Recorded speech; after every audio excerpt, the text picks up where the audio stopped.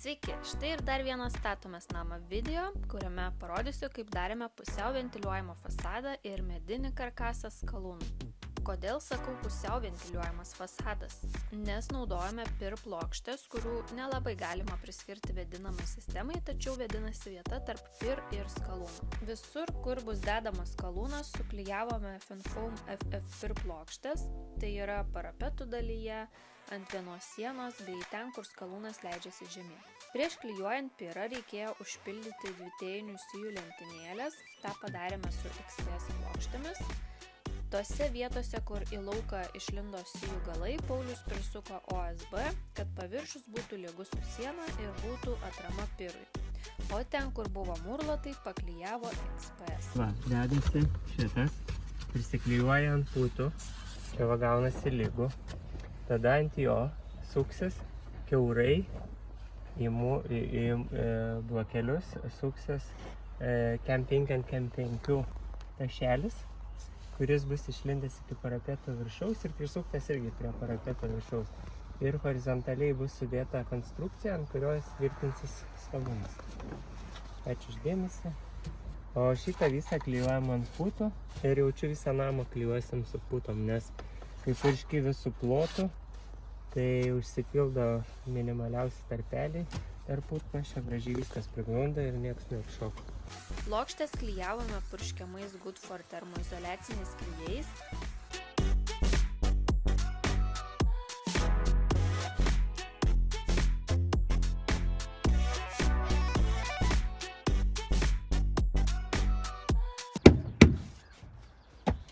Gražiai prisispaudžia. Laikinai, kad priklijuotas PIRas neatsitrauktų nuo sienos, plokštės prisukome su medsraigčiais, o likusias skyles užsandarinom su putom ir aliuminė juosta. Lygiai tą patį darėme su FFEPS, apie tai galite pasižiūrėti ankstesnėme video, įdėsiu nuorodą į video aprašymą ir ekrano kampe. Viršutinę plokštės dalį prisukom 20 cm ilgio medsraigčiais prie OSB, naudojant lėkšteles. O apatinę plokštės dalį tvirtinom su smeigiam į monolitinį žiedą. PIRą pjaustėm su pjūklu, nes pjaustyklė neįpjauna ir patariu naudoti kaukę, nes dulkelės labai erzinančios tiek odą, tiek kvėpavimo takus. Kampai išpjauti ir sujungti Cam5 laipsnių kampu, o čia pasižiūrėkit Paulius patarimą, kaip nupjauti PIRą stačiai. Kampainį pasistatau, kad būtų, galite ateiti pafilmuoti, jeigu kas nors pjaus, tai palengvina labai darbą. Kaip protingai. Ir tada stačiai nupjauna. Vėl patikrinai, jeigu... Iš tikrųjų buvo problemų nupjauti tiesiai. Ta prasme, stačių kampu bandėm ir su siaura pjūklu ir visai. Bet šitas dalykas žiauriai pasiteisino.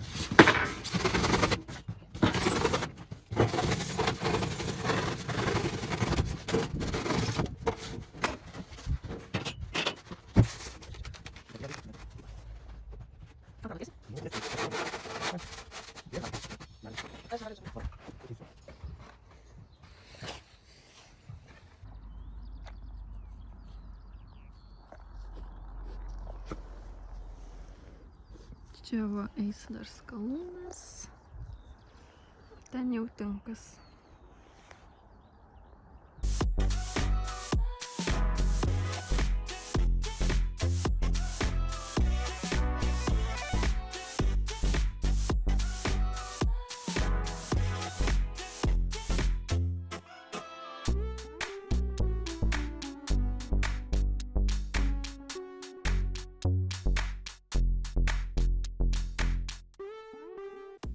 PIRas neužlipa ant parapeto dalies virš stogo ir baigėsi po juo. Plokštės užklijavome iki difuzinės plėvelės aukščio palei visą namo perimetrą.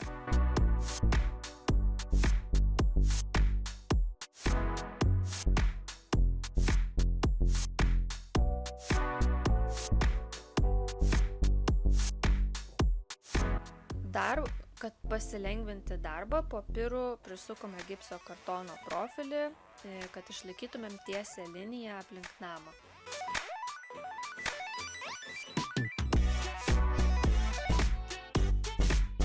ten, kur sukome varžtus ir tarp sujungimų klijavome aliuminę juostą. Kai dirbom šaltu metu, putų flakonėlius šildėm, kad geriau pūstusi, nes jos mėgsta šilumą.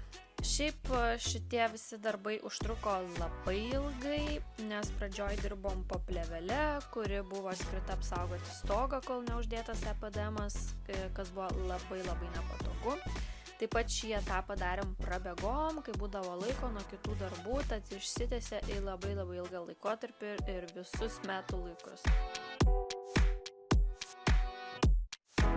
Na, o dabar apie medinį karkasą.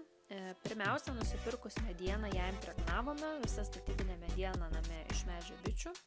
Naudojame KEM 5 ant KEM 5, KEM 5 ant 70 ir KEM 5 ant 120 mm vertikalius tašus, kuriuos pritvirtinome 30 cm ilgio varžtais.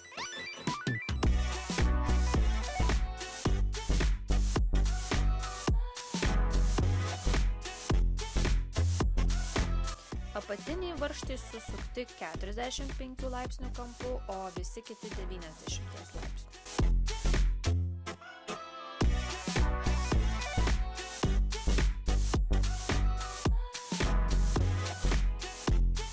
Ties varžtą.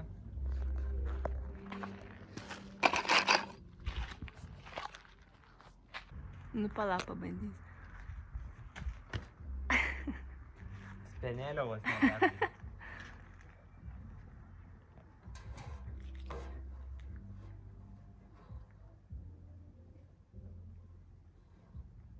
Ką dar? Suktuką pames.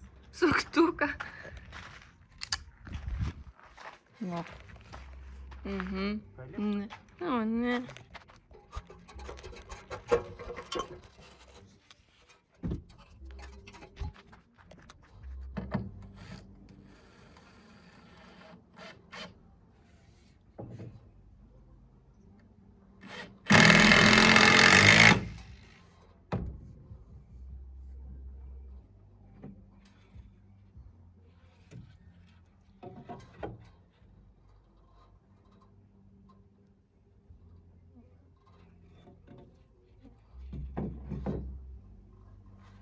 Dabar 8.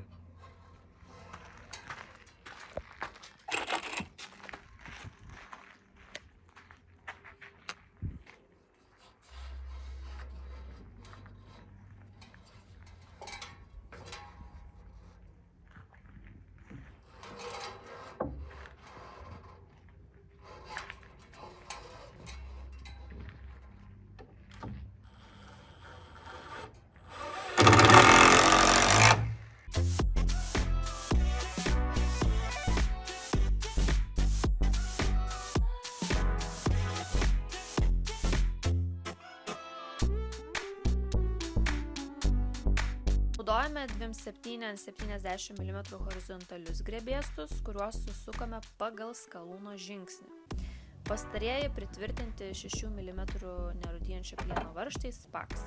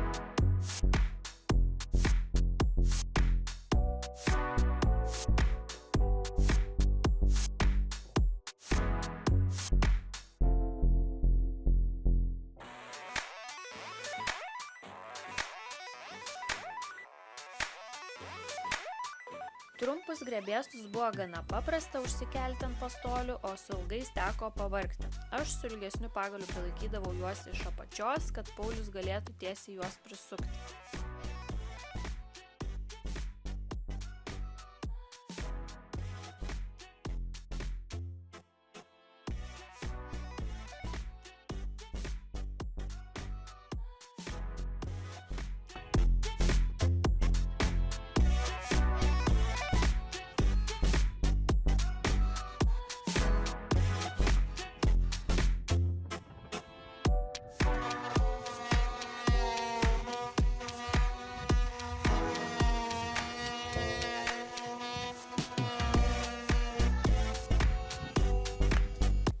Šiame etape prasitempiam laidus ir LED apšvietimui.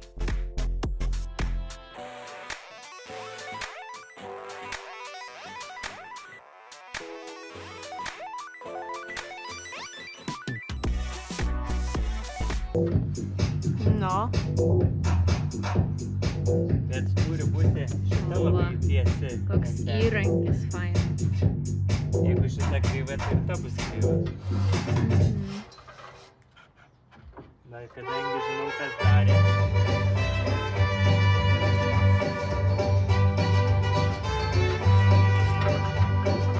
Love is a burning flame, and it makes a fiery flame.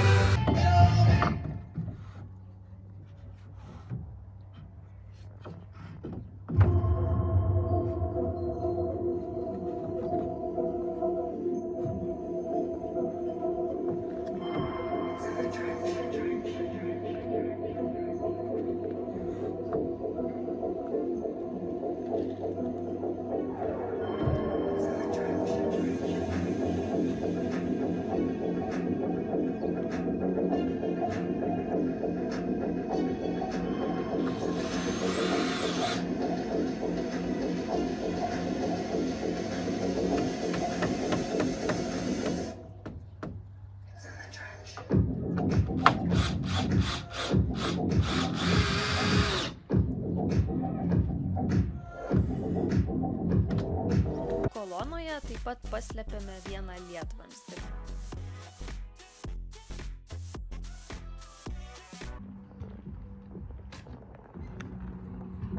Linkėjimai sekėjėliam. Sakė linkėjimai sekėjėliam.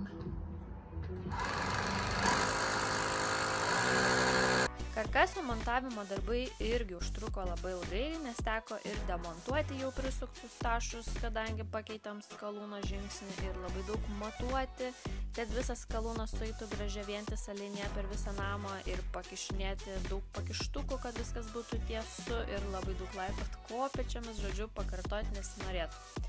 Bet vaizdas tikrai geras, tai šiam kartu tiek, kitą kartą laukite video apie skalūno montavimą. Na, jeigu patiko, uždėkite nykštį ar parašykit ką nors gražaus, visada malonu sulaukti atgalinio ryšio.